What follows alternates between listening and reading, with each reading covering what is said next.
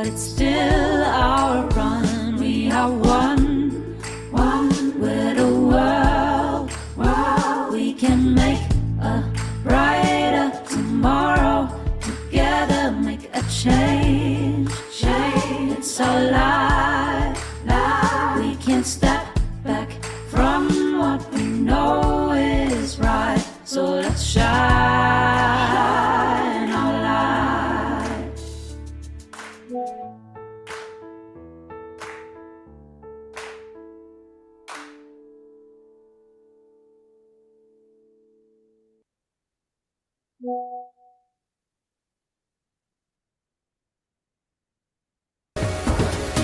Catalyzing Change Week 2024 is building the social innovation sector from the 6th to the 10th of May. Players of the social innovation sector, from knowledgeable academics paving new paths to government champions igniting policy shifts, have curated over 100 action-oriented sessions hosted from more than 30 countries in a mix of up to 6 languages. The outcomes of these sessions is intended to drive the development of a highly impactful sector. The goal of CCW 2024 is to tackle the challenges of the sector and embrace solutions that will bridge the gaps in policy, behaviors, and mindsets through innovation and collaborative action. Let's create lasting change together. Register for CCW now and check out our events calendar at catalyzingchangeweek.catalyst2030.net.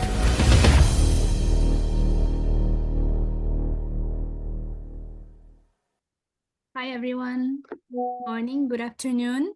Welcome to our Donors, Doers and Fundraisers Unite for Community Center Philanthropy session at CCW. If you could put in the chat where you are and which organization you are with, it would be greatly appreciated. And now I'm passing the word to Willeke, who is going to lead. Thank you. Thanks very much, Ines, and welcome everyone. Real pleasure having you here. And if you feel free to maybe share your videos or tell us via the chat who you are, where you're dialing in from, always nice to know who are present with us.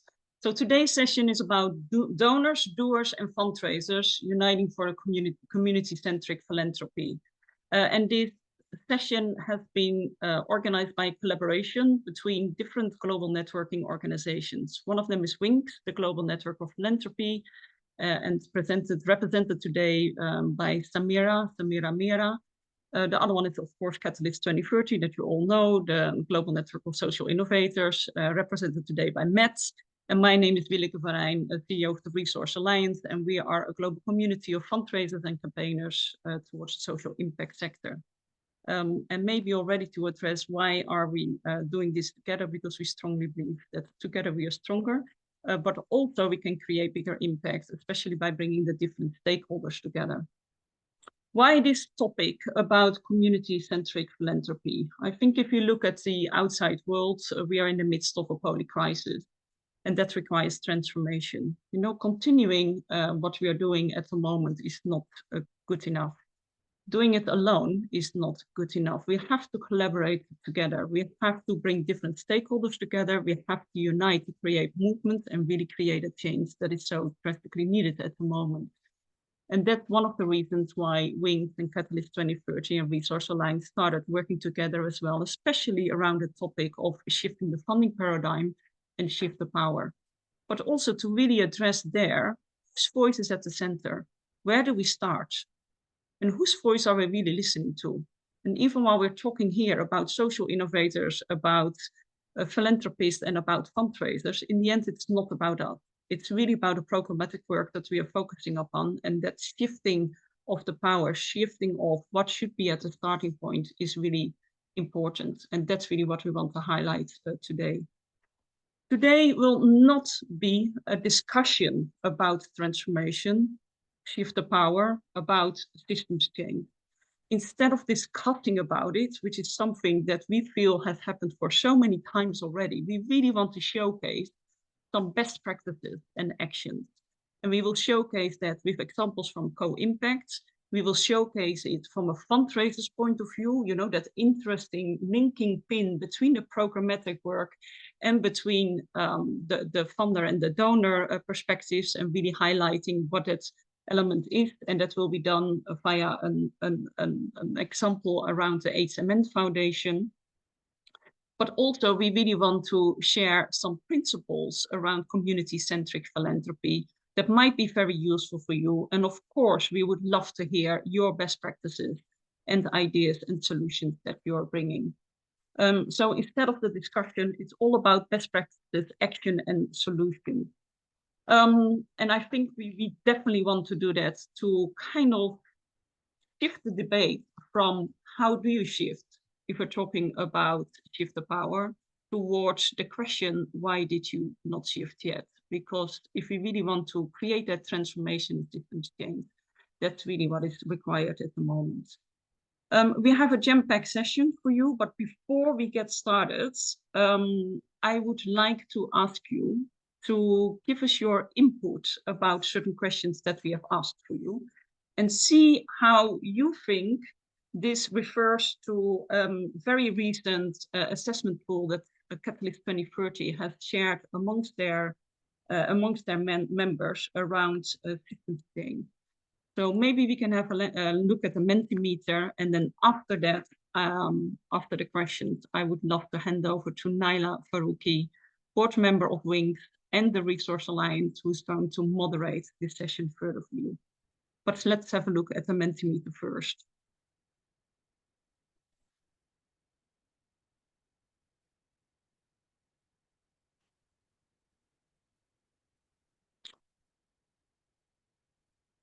Please all use either the code or use the QR code to get activated. And I hope it can be either done via your mobile that you have present, because we would love to ask your questions around, well, some topics that were addressed in that funder self-assessment tool, systems change, and really see how your look is towards that kind of global assessment tool that has been done, and how it sets off against it.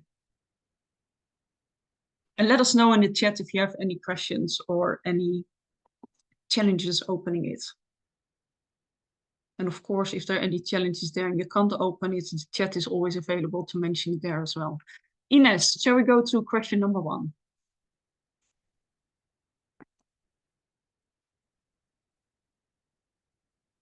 And we have a first very open question. Please let us know where you're dialing in from so that we get an idea about the representation in the room.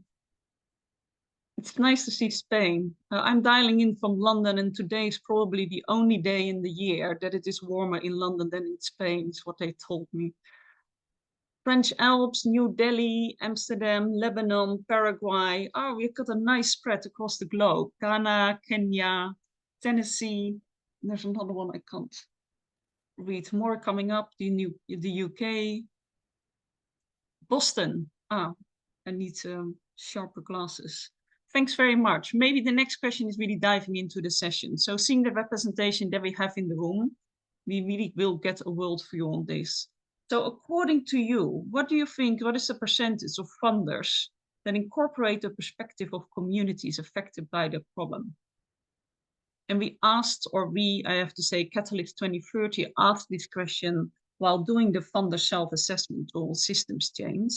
And you will see the answers in a second, how that set off, what you are thinking compared to what the reality is.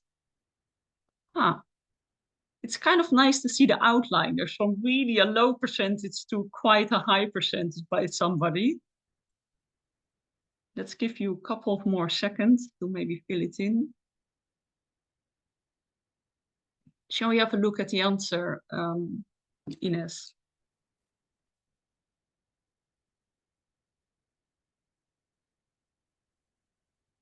So 49% from the funders who did a self-assessment tool actually mentioned that they incorporate the perspective of the community. And while we could say that's almost half of it, that's still half of it missing, actually, to really focus on the starting point of our conversations. So if we're talking about transformation, and if we are really talking about, do we still have some work to do? Yes, the answer is definitely. Let's have a look at the next question. What percentage of funders have made significant internal adjustments to address the power imbalance between funders and grantees? And I'm curious if you think this is higher or lower than former version.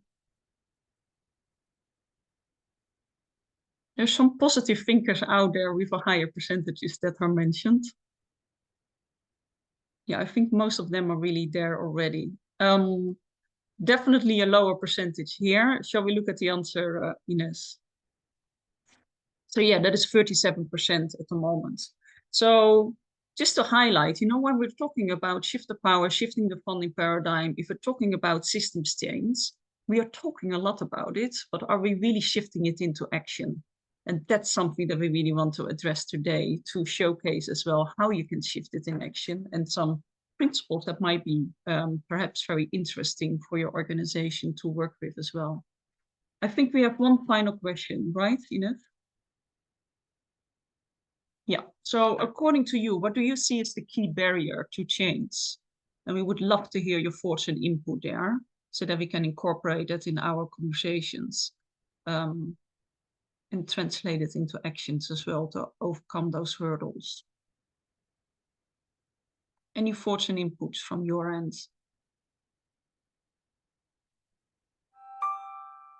And I think this is just an open question, so everyone can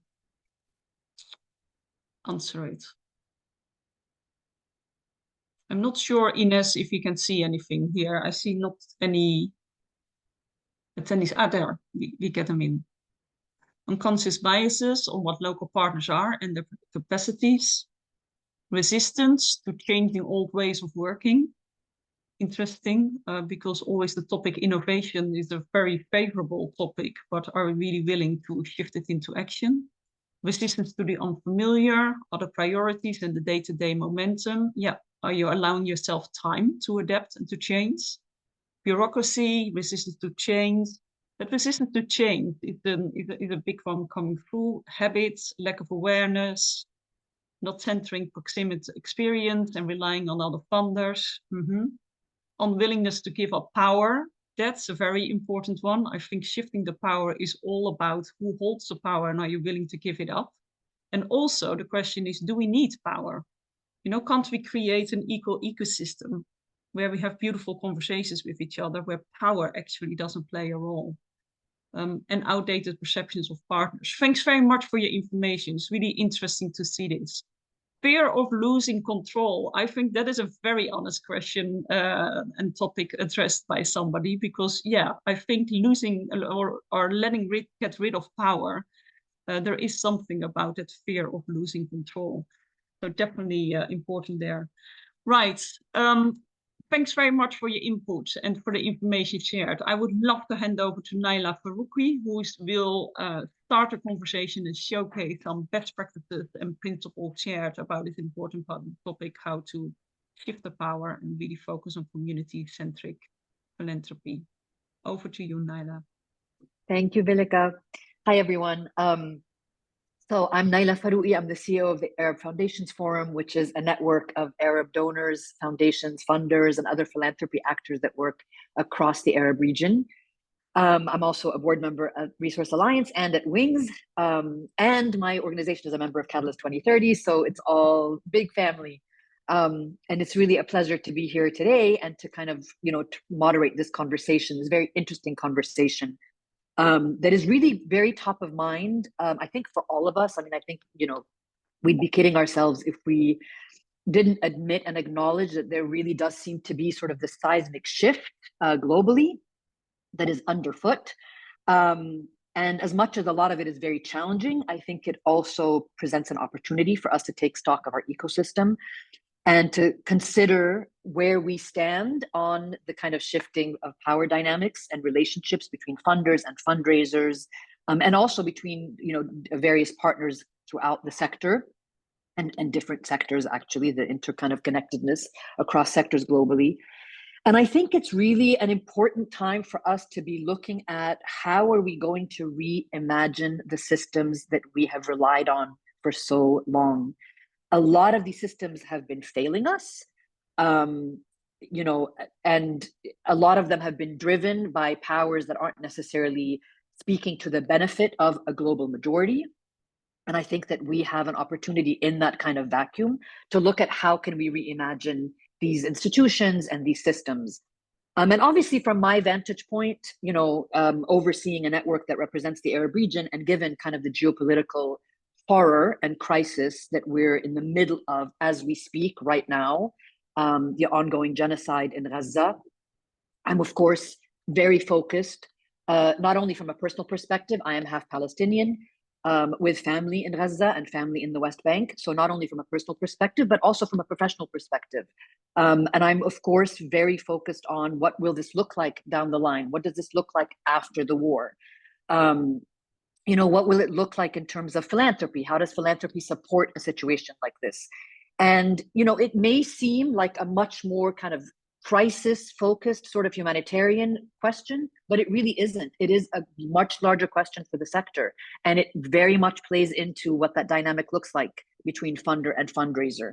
You know, I can tell you anecdotally, because there is no other data to tell, that so far in the 7 months of this crisis, really the most impactful funding that we've seen, and we're very much in the depth of all of this, has really been made at a community level. Even if you're looking at big, larger NGOs and, you know, international NGOs around the world, either they've been stifled, they've been unfunded, defunded, de-risked, debanked, shut down, killed in some cases, if you think of, you know, the World Central Kitchen, but who have really been able to make an actual impact on the day-to-day and actually, you know, fundraise effectively and get money into the hands of the community are community-based organizations. And in many cases in our ecosystem, those foundations and those organizations have been the most marginalized, the least accessible, and have been given the least access to a relationship with long-term sustainable donors. So it really is, you know, it isn't just about Gaza. This is a moment. This is a moment for us to reimagine and kind of explore different ways for how maybe we can fill this gap. So with that, I'm going to ask our panelists to give us some of their perspectives. We have Matthew Patton from Catalyst 2030. I'm going to, you know, give it over to Matthew first, and then we have Doris King, the Director of Programs and Strategic Planning at Co-Impact, and we'll have Samira and then Vilika at the end. So I am going to ask Matthew. Let me just take a quick look at my run of show to make sure that I'm not doing this wrong. Just give me a second. Yeah, so I'm going to ask Matthew if you can just step in and talk to us a little bit about your experience, and give us that kind of fundraiser dynamic and where you stand on this topic. Thank you.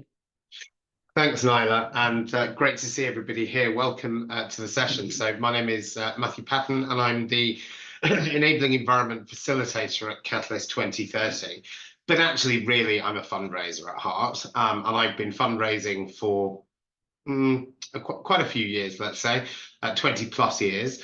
And so I've had a really broad experience and the great pleasure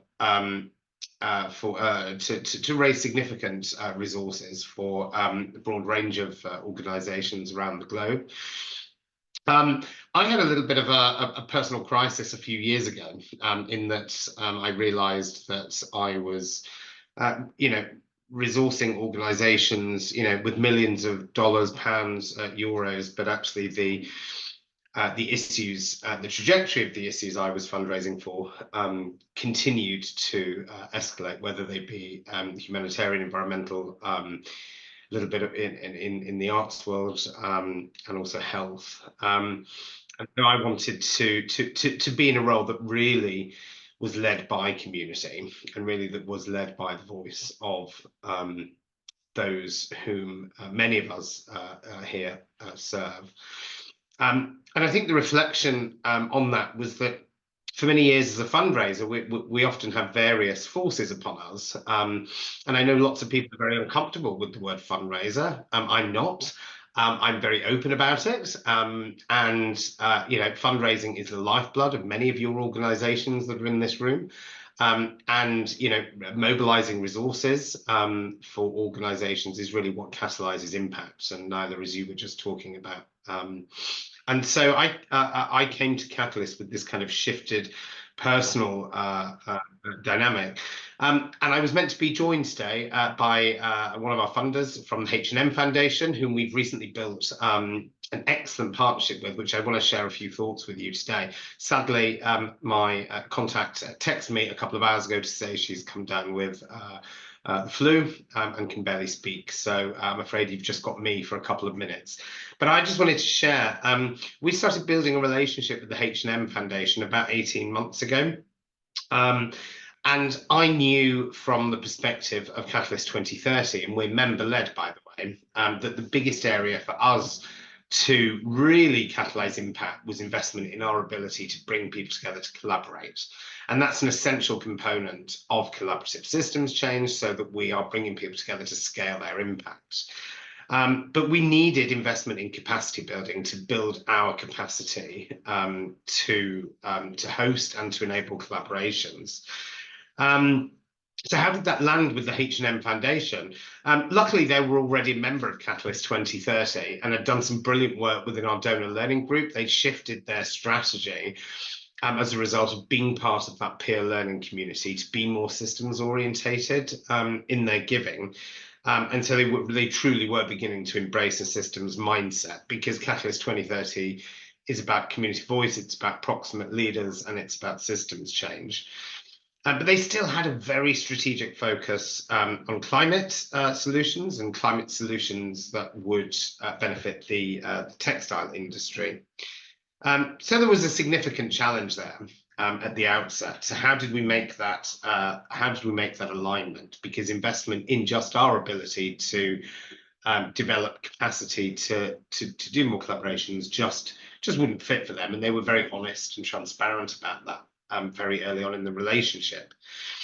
But we started to talk, we'd got a very strong relationship, and we realized that we were having a South by South alliance convening at Bellagio last year, where we were bringing together a number of our community to come and talk about their solutions for climate, and they were all from the Global South. And because I built a really trusted relationship with my contact H&M Foundation, we invited her to come to be part of this Bellagio convening, where she was able to meet face to face with our social innovators and to be able to really understand the needs of our community. So following that emerged a strategic fit, and they identified one of the members of the alliance, whom is an organization called Industry, that was really aligned actually to climate and the textile industry. But they wanted us to re-grant to that organization because they didn't have the capacity to do so. Again, this was a significant challenge for Catalyst 2030 because we were not set up to be a funder or to be a re-granter. But because we built a relationship that was based on trust, we understood each other, we really embodied that ability to kind of share that power with them. And I took it to our governing council, and eventually we agreed that in this instance and for our flagship collaborations we could. So we really found opportunity in that challenge, and all the time they were very responsive and completely walking shoulder to shoulder with us. So really, we had built this relationship. They are now a kind of part of the ecosystem of the South by South Alliance of Global South actors, many of whom are focused on climate. So they really are centering that community voice, as well as building on the strength of the relationship between myself and them as an organization. And also some of the other things that have come out of this relationship, they've now connected us to another brand that's closely associated with them to look at what some of the commercial benefits might be for this organization, Industry, who's involved in the production of bamboo. So that's kind of in a nutshell our relationship. Samira is going to talk in a second, I think, about some of the kind of advocacy calls for transformative change and for transformations to philanthropy that are embedded through the wings Transformation's Philanthropy initiative, and also through our own NGO open letter that I think Ines will be putting in the chat in a second, which really is a set of principles that we're asking funders and social innovation organisations and CSOs to sign up to really call on the funding community to enact those changes and to move from the what to the how, as Vilika was saying at the beginning, but also to be used as a North Star, as Nyla was saying, to really generate community-led philanthropy. So I'm sorry it was just me. I had hoping to give you all the two-handle with our funder, but illness strikes and the show has to go on. So I will hand back to Nyla, and thank you for giving me an opportunity to share.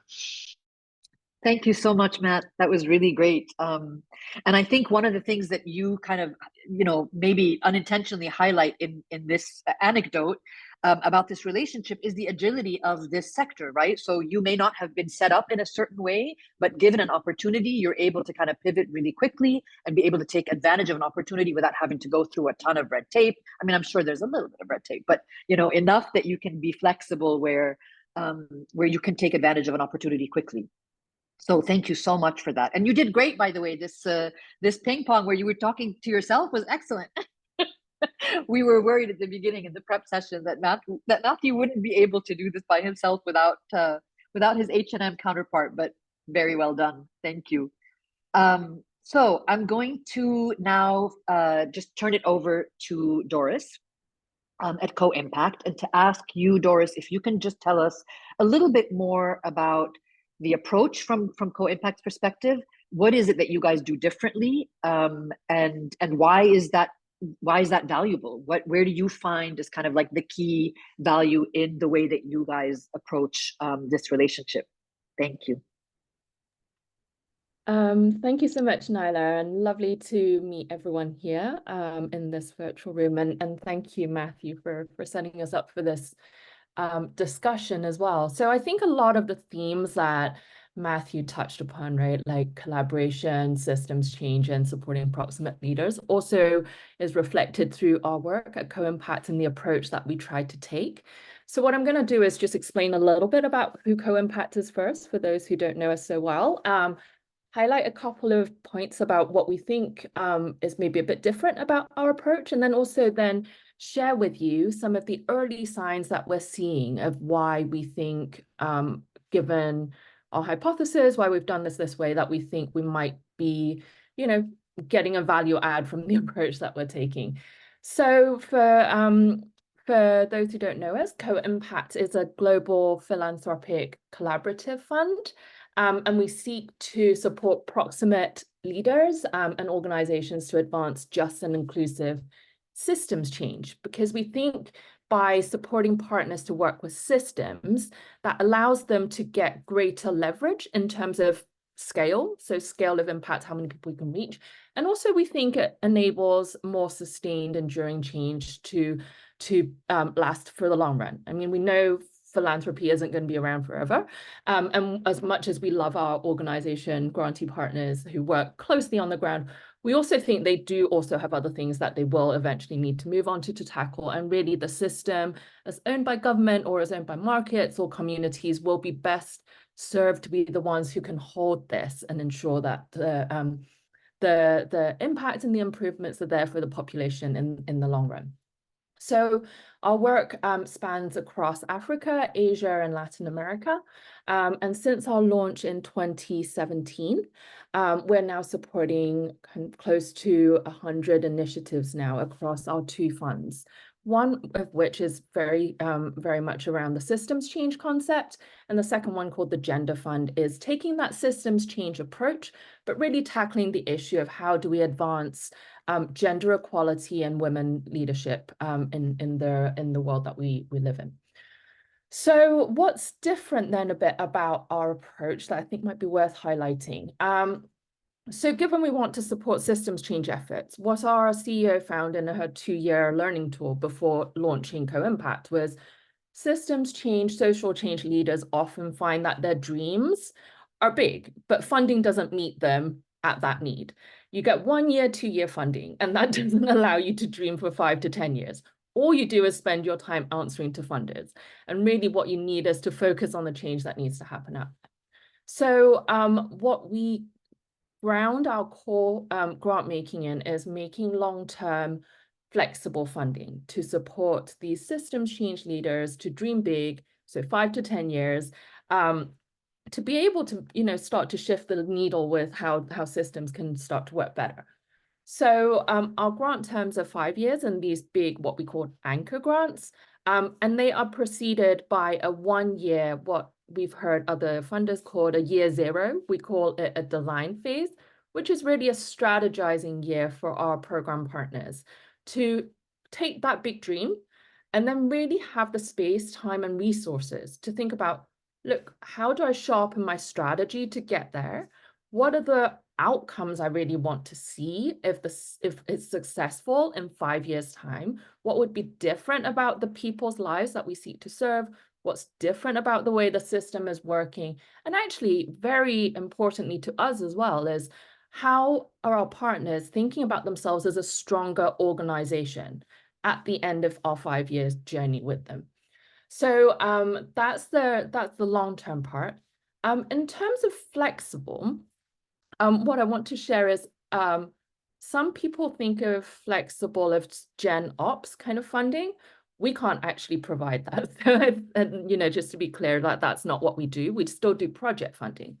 But the approach that we take is we focus on outcomes.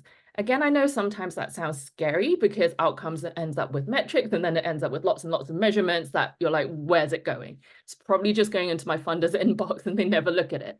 But we see outcomes as a kind of navigation system. So like a sat nav for all of us to know, look, where's the big goal that you want to get to in 5 or 10 years' time? If you can articulate that, we will go with what you share as a partner. Then walk back. If you're going to go on that journey, that's where you want to go in 5 years' time. What is it from year to year that you'll be looking at as your guiding system to know whether you're on track or off track? And that's what we ground our funder program partner conversations in.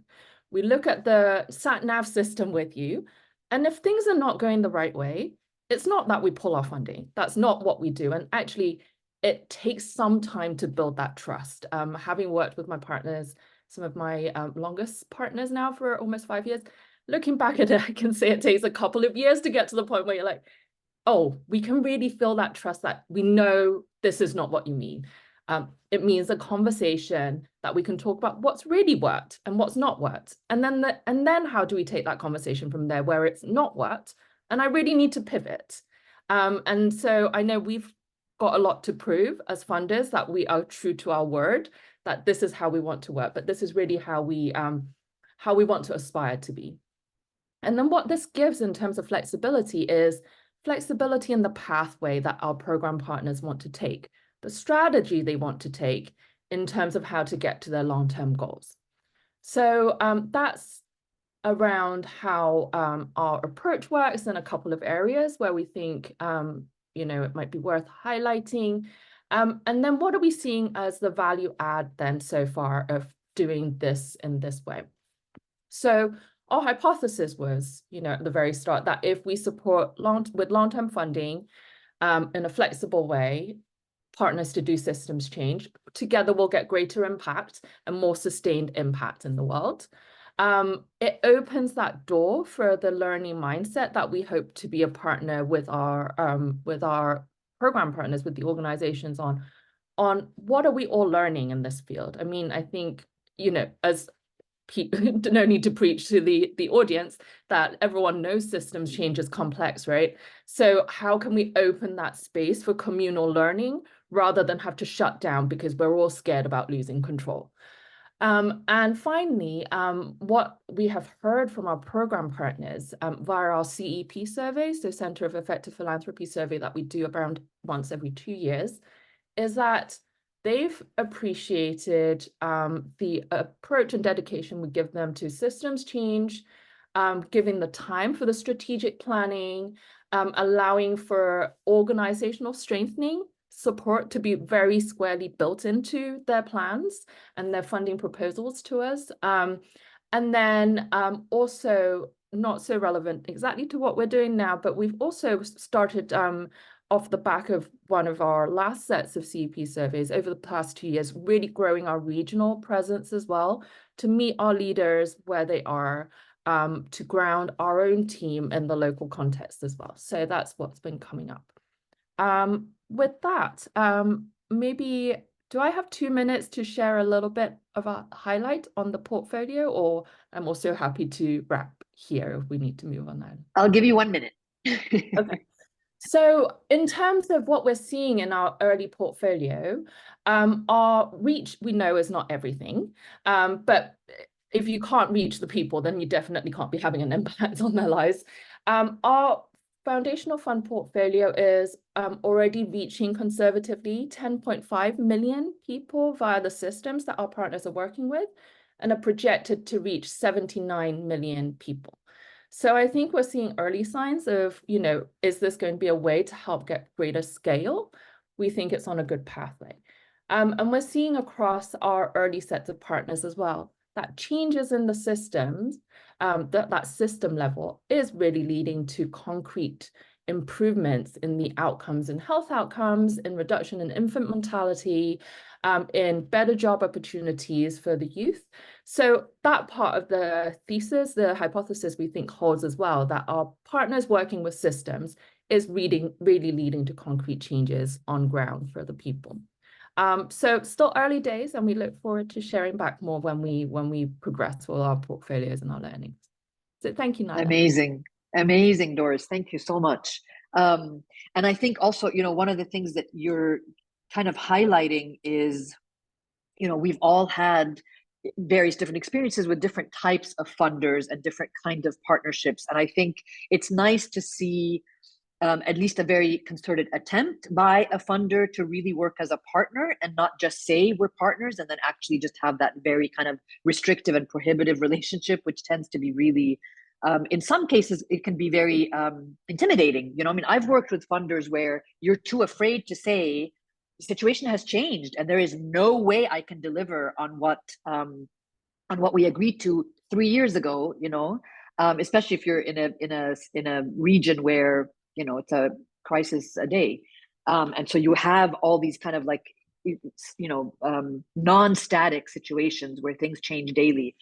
So that's really nice to see that kind of effort on your part and on Global Impact's part to kind of really create partnerships that, you know, of course, the general operation funding is the big thorn in everybody's side. God, if we could just get a funder that's all they did, you know, like maybe another Mackenzie Scott, who knows? But I mean, obviously not everybody can do everything for everyone. So we have, I think we're a little bit off of the schedule, but I think we have time. And I know that we have 2 questions in the chat that maybe you guys could answer before we move into Samira's presentation real quick. So I'm just going to go ahead and ask the first one, and that's to you, Doris, please. So Michael here asks about appreciating the year 0 approach, and do the partners collaborate during this design phase? So we don't force our partners to collaborate during the design phase, but they do build a cohort and camaraderie between them. So if natural opportunities for partnership arises, then definitely very much something that we like seeing. Okay. And then the second question from Aaron, I guess it's a question and kind of a comment, but he says here, is it difficult for organizations to delineate systems change that is specific to a project which fits within co-impact? Because it seems like most systems change expands across an organization and into sort of general operations, which brings us back to the GenOps conversation. So we would encourage organizations to take it broadly, right? So if it's something with a goal of advancing, say, education outcomes for girls via working with a government-run secondary school system, then it's take that as you need. That if that's your canvas, then take that as you need. Not focusing on a specific project, and then as well build in the organizational element that you'll need within that. in order for me to be that kind of organization that can work in this way, what would it look like in terms to be funded to do that? So a bit of a hybrid, and definitely not really narrow yourself to being a specific project. Okay, great. Thank you.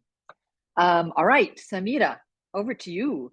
So Samira is going to talk us through the Catalyst 2030 and the Philanthropy Transformation Initiative and the principles of that.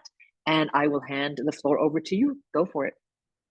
Thanks, Nyla. And I guess this is great framing from Doris, Matthew, and Nyla. I think from Nyla's perspective, the fact that it's not just crises that we are facing, these are seismic shifts that are underway, and we really see these crises as reflective of some very deeper systemic challenges that we're all facing. So these continuous, interconnected, very complex challenges, war, climate, conflict, and much more. How do we start responding to this? And as donors, doers, and fundraisers, we all play a critical role. And I think we're doing, we're taking actions to fill gaps that have been left by governments, by the private sector. We're trying to have more impact and effectiveness, but it's not enough given the scale of the challenges that we're facing. And so how do we need to move from focusing just on our individual missions to really stepping up to a new catalytic role, and all three stakeholders have a really, really important role to play within this. How do we really get hands on deck to look at how we transform our economic models, our governance models, and mindset shifts? And that came up in some of the challenges. Those were, fear of change came up as a key challenge that we're all facing. So I'm going to share a bit about the two initiatives. So starting off, the Philanthropy Transformation Initiative is a collective, unified effort from philanthropy networks, advisory support organizations, academic centers from across different parts of the world to really challenge our own field, to challenge our own practice, to see how we can do things differently, to do it better, and to have greater impact. And one of the goals of the initiative is to really make this intelligence, this expertise, examples of what we're hearing from Doris and Matthew today, accessible and collected into a global framework, and really build this out into a movement that's living and breathing, because transformation for us is a journey. No one's going to go from a 0 to 100. So how do we use examples of best practices to move the field forward and really ask the question around why we haven't shifted yet? There's been enough evidence of core unrestricted multi-year funding. Let's move the dial forward. So as we've been going through this process, we came across three key mindset shifts that we believe philanthropy needs to make. One is really around how do we move from being implementers to enablers. And so this is about losing control and being at the service of others. And that is going to be a challenge in itself, but we feel like there is great potential. And being at the service of others, partners, communities, but also other sectors like the private sector and government. So how do we bring collaborations together and really use our convening power? And linked to this is then how does philanthropy use all of its assets, not just grant making? There's so much more. There is operations, there's endowments, there's influence, there's just simply backing power. There's the board, which comes up a lot, and the executive team, the organizational culture. How do we bind all of these assets behind values that are living and breathing to create the change that is really needed in order for us to address challenges? Otherwise, I share Matt's concern that we're continuing to put out fires with spoonfuls of water, so to speak. And the third mindset shift is really about how do we keep the future of humanity inside and reflect on the type of society we're working to build with the actions that we're taking today, but what are the foundations that it's setting up for tomorrow? So how do we start to look at using different lenses across our work so that we start to take a holistic picture, so that we start to bring the systems perspective in? It doesn't mean we'll do everything, but it does mean that it gives us the opportunity to connect the dots. Now, these mindset shifts are connected to 10 principles. And again, this has been co-created through a consultative process. We want this to be informed by the experiences of others, but we wanted to make sure that we're consolidating this insight into a global framework. In a similar respect, Catalyst 2030 developed the NGO Open Letter. It challenges traditional funding practices, processes, and proposes very innovative ways of funding and supporting organizations involved in systems change. Now, the NGO Open Letter, since it was launched, has been signed by over 12 100 organizations from across 80 countries. 137 funders have signed this letter, and it's starting to show the commitment from the field to really remodel their traditional practices to look at what is really needed today. 77% of this cohort are from Global South. Now you can see we tried to match up the different initiatives given, or the different principles. And what I'd like to highlight here is that across both initiatives, there is one, the momentum for transformation amongst different stakeholder groups, which is fantastic. The second, that there is common directionality around the change we seek to create. And third, digging deep into how we make this change happen. As Vilika said, how do we actually move from ideas to action? Now, some of these principles, as you will see, are very familiar. Acting with openness and transparency, philanthropy's risk capital, long-term unrestricted funding, exercising trust and sharing power, and then some that might be different, such as investing in strengthening giving ecosystems and philanthropic societies, or integrating a poly-crisis lens.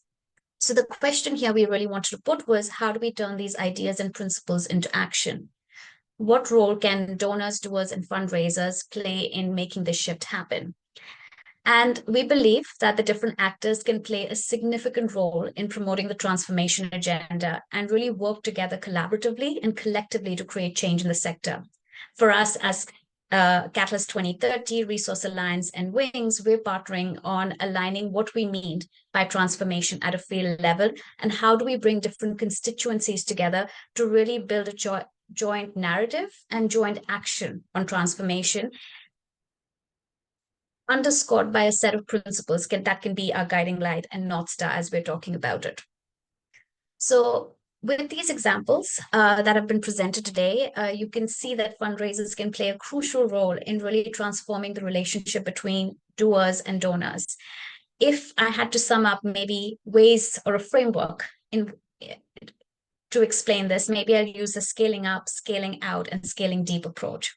So scaling up is really at the organizational and personal level. How do we transform ourselves, our relationships, and organizations? So going back to Matt's example, really the idea in that relationship of being open and transparent of what is possible and what isn't, to be agile, to say we are open to exploring, to even looking at how we center risk within the conversation. What is the risk to the community rather than the organization? How do we start bringing these discussions to the fore and in itself create quite transformative relationships, or maybe help us explore what we might not have thought was possible? Scaling out is how do we now take these examples to really accelerate change at a field level? And maybe there are different ways of doing this to address challenges. But one way is maybe understanding the ecosystems that we are part of. Where are the connections? Where are the gaps? So we can understand where the opportunities are. And as Naila was saying, one of the responses that has been the strongest has been that of community philanthropy at the ground level. Mapping these ecosystems helps us understand what is already there, what has been there for decades, and how do we support and strengthen those efforts. And third is scaling deep. And this is really about the deep core transformation into our very ideas of self, how we exist in the world, how we relate to the world. And any change or transformation that we are talking about needs to be deeply rooted in us as people.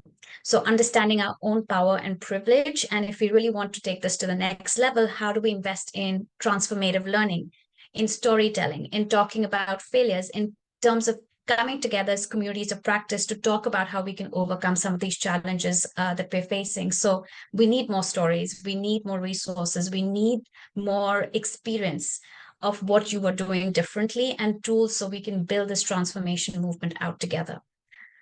I'm going to pause there and hand it back to Naila. Samira, thank you so much. Yeah, I mean, I think you're also kind of putting out a call to action, right, on this PTI, the Philanthropy Transformation Initiative. And maybe can you tell us very quickly, like, how people can get engaged? Because we have about 10 minutes left. I want to make sure that we stick to time so that we don't lose people. So just kind of tell us really quickly. And then I think also while you're doing that, I'm just going to tell the audience, if you have any questions that you would specifically over the last, 7-8 minutes at the end of this would like to ask any of the panelists, or any comments that you want to make, please go ahead and put them in the chat. Samira, go ahead. Yes, I think for us, we're really looking at receiving your feedback and shaping the narrative on philanthropy transformation, and also getting the NGO letter out there. So we're looking for more people, different stakeholders to sign the letter. We're looking to get feedback on the initiatives. We have the Philanthropy Transformation Initiative platform, which we're building out to bring resources from different parts of the world. So please share your resources, and we would love to share them and amplify them through the platform. We're looking for stories of transformation. So how are organizations really making this happen? So we're trying to capture the process of change. We have about 15 stories so far, and we'd love to continue to build this out more. And join the transformation agenda. We're also thinking about how we develop this into a movement, and we are developing the idea of champions, transformation champions and principal champions. So if any of this sounds interesting, please look at the resources Ines and Liana have shared, and please do get in touch with us. Amazing. Thank you so much. And yeah, you'll see Liana from Wings has added the link here for the Transformation Philanthropy Initiative. Or the Philanthropy Transformation Initiative, you'll find it in the chat. And I'm not seeing any questions coming in, but I will kind of ask both Doris and Matthew, and then maybe also Vilika, if there's anything you want to kind of put in as your final, final thoughts. There is one question just under the wire that came in, and I'll just read it out and then we see who can answer it. But the question is, how do you propose incentives in the system be realigned to enable shift in mindsets and commitment towards this cause for stakeholders across the system? So a question about incentivizing that kind of, that kind of advocacy, I guess, towards change. So let me see, I'll ask maybe Matthew, because you haven't spoken in a while. Let's see if you have some thoughts on that. And then Doris, you can go next.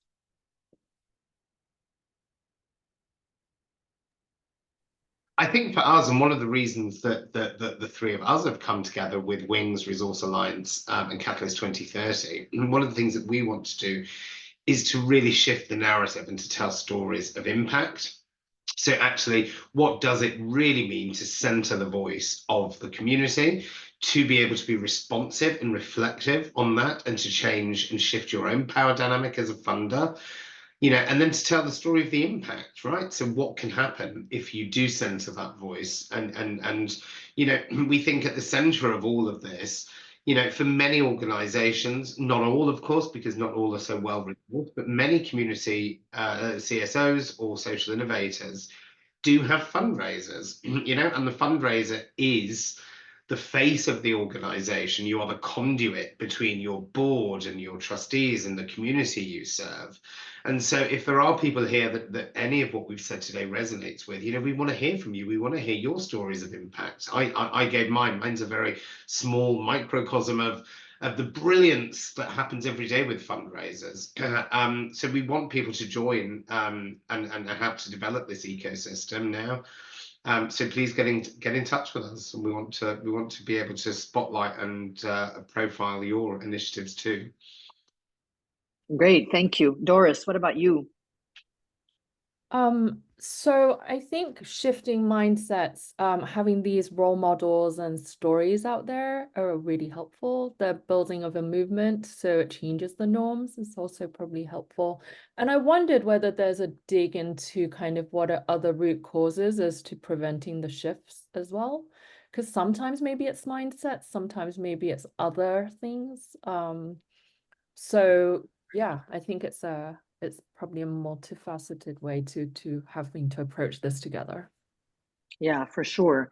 And I mean, look, when you say it might be other things, I mean, certainly in many cases it is other things, and sometimes it's other things that we're not able to say out loud.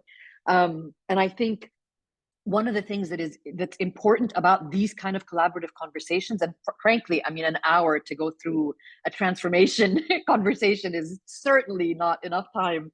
But one of the things that's important about these collaboratives is that when we come together from various different parts of the world, there are some workarounds that some people have tried that some of us haven't been able to, or haven't thought about in our kind of restrictive, maybe, prohibitive environments that could be useful to know how we can address those other, right? So yeah, that's just my little, but yeah, thank you for that. And Vilika, from Resource Alliance, you've listened to this, I mean, really incredibly informative kind of hour. And I'm just very curious if you have any last thoughts or anything to add to what Doris, Matthew, and Samira have said. Yeah, maybe first of all, thanks for everything that has been shared. You know, we really wanted to shift this kind of conversation towards showing those best practices and what is happening out there. And I think also when we look back at that Mentimeter part, what is hindering you to really make that shift? Sometimes that is really about how do you build that trust? When do you take the time and take a step back to create those habits? And sometimes some people even set bureaucratic systems within your organization. But also, how do you let go of power without, you know, or feeling that you're losing control and being in fear? So I think all these elements are really important and very great that they have been addressed. And of course, a set of principles is a helping guideline there, but it's time to put it into action. And I think the beautiful thing here, what we try to establish all together, and definitely with the participants heavily involved, is let's push each other there and trigger each other there and create that support with each other to form that community of really making the change happen. And that it doesn't have to be a fear, and that it doesn't have to be scary, or that it doesn't have to be time consuming or very complicated, because some of these things are really very easy. And how beautiful, you know, that we can shift our debates about the conversation here and actually listen much more to the voice of the people, the organizations, the projects that it's really all about. We all know the purposes that we are supporting. How amazing is it that we can put that in the limelight instead of first ourselves? So I really liked, Samira, what you were saying about, in the end, it all starts with ourselves. And if we can make the promise of start with being a listening ear, start with putting the community in the center, and sharing those examples as well, what it did with you, what it did with you personally, what the changes are within your organization. We really can create a dynamo and that kind of snowball effect by saying, yes, change is absolutely happening there. You know, and by showcasing it more and more, we hopefully motivate and trigger everyone to do that. So yeah, I hope this is a beautiful starting point. And on behalf of Resource Alliance, we are definitely going to share those best practices out within our global community, also to strengthen others to do a similar thing. Amazing, thank you. And I think to add also to all the, you know, it doesn't have to be scary. It also doesn't have to be alone. You know, it doesn't have to be solitary. Right? I mean, that's literally the point of this conversation, is that you don't have to address all of these things by yourself. And I mean, I will tell you, like, for me personally, that's just a very refreshing kind of message to have, because when I first came into this sector and came into the Arab Foundations Forum, it was a very solitary journey at the beginning. And kind of making these connections and these growing in, you know, spaces where it went beyond people just constantly talking about, oh, you know, we really should collaborate, oh, we really should partner. We're actually seeing the fruits of those conversations come, you know, come to fruition. So thank you so much. Thank you, Doris, Matthew, Samira, Vilika, you know, Resource Alliance, Catalyst, you guys, for putting this together with Wings. I really appreciate the opportunity to moderate and talk with you guys and listen to you. Again, like I said, an hour is certainly lacking in terms of allowing us enough space to delve really deeply into this conversation, but I hope it'll be the first of many. We are right on time, which I just think is amazing. So thank you so much to our panelists and to the audience for sticking it out with us, and we'll see you all again very soon. And free Palestine. Thank you. Bye, everyone. Thanks. Thank you. Thank you to you, Naila. Thank you. Thanks, Nyla. Thanks, Doris. Thank you, everyone.